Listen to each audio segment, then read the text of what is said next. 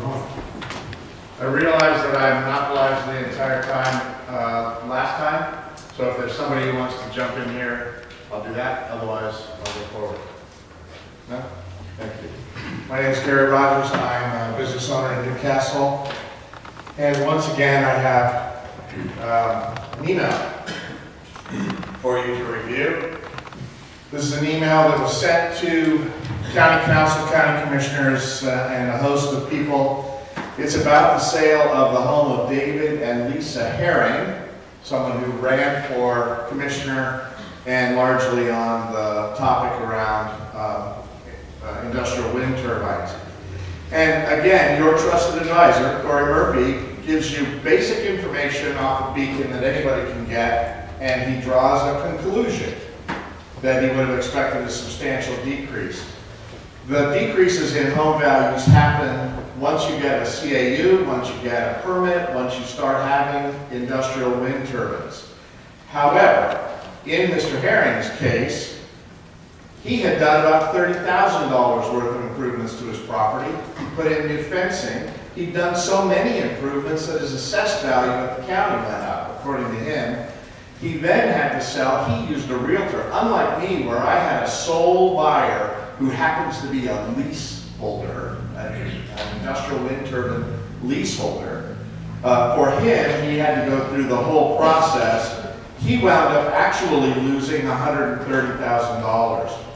Your trusted advisor could have found all that out by making a simple phone call, but he didn't do it. He shouldn't be trusted. He shouldn't be giving any kind of advice to the county or anyone else.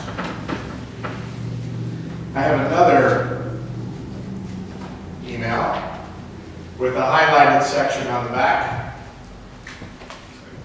This is a set of emails between Penny York and Brenna Gunderson, who works for Apex.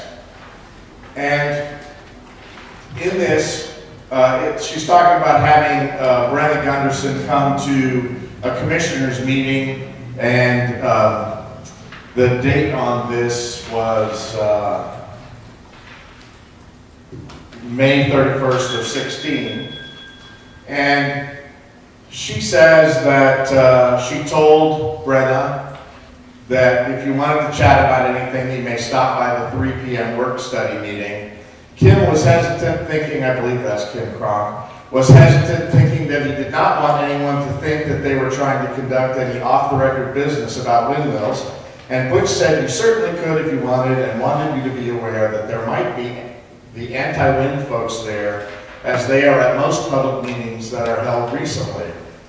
So you can judge if you wish to come. It's certainly an option if you want to. Remember, you are always welcome in Henry County, and both commissioners reminded me that they can be reached by phone anytime you want to discuss anything with them. So I'm presuming that you are always available by phone to discuss anything with anyone. But we wouldn't want anyone to think that there's any off-the-record business, whether there is or not. To that end, a third email.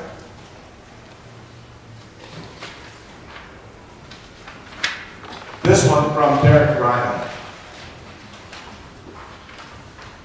on January of 2017, this year, after the failed WEX committee. And he sends a whole list of conditions that are acceptable to him for the ordinance.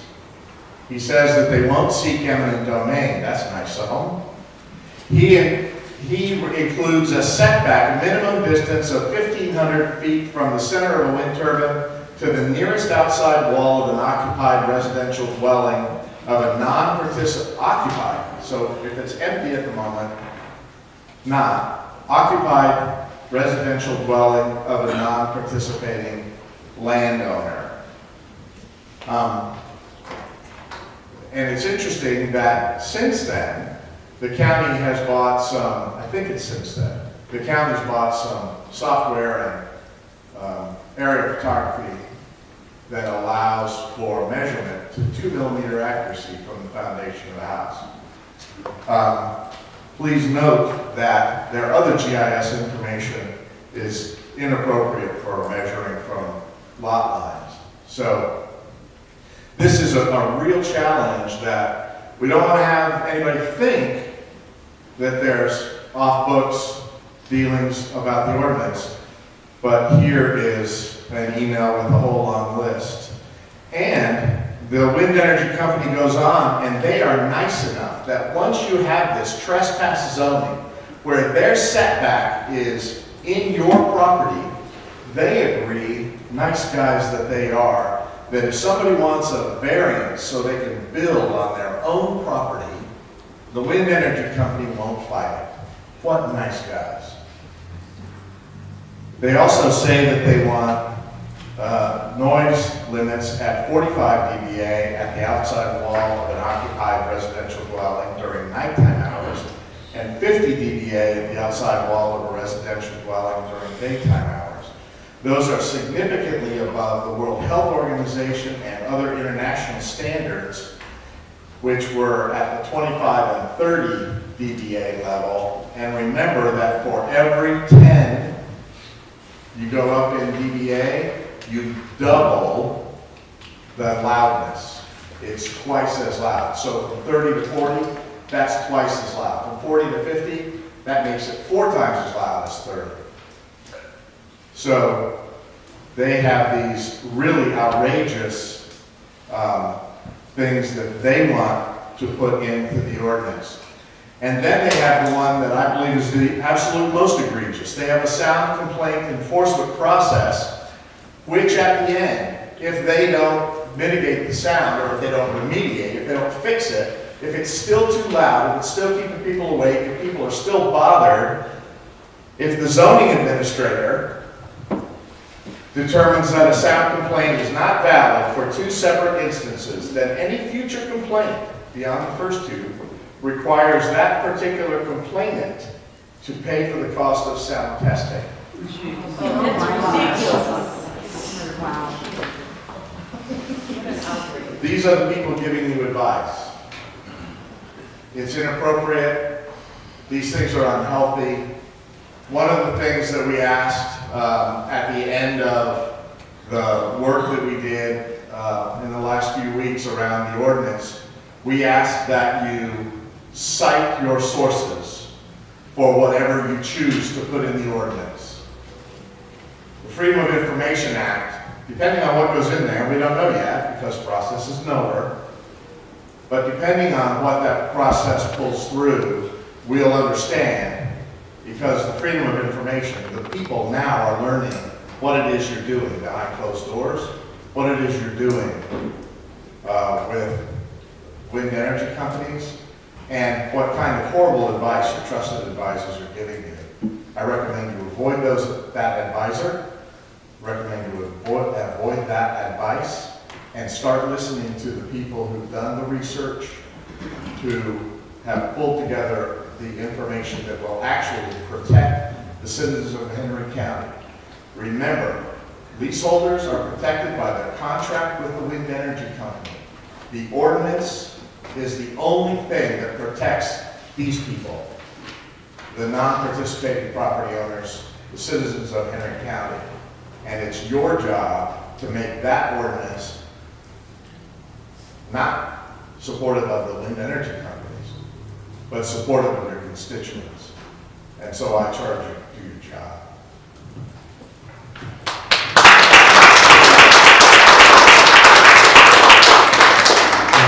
Anybody else?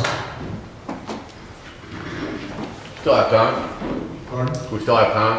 I think so, yeah. You want me to come down there? Yes, please.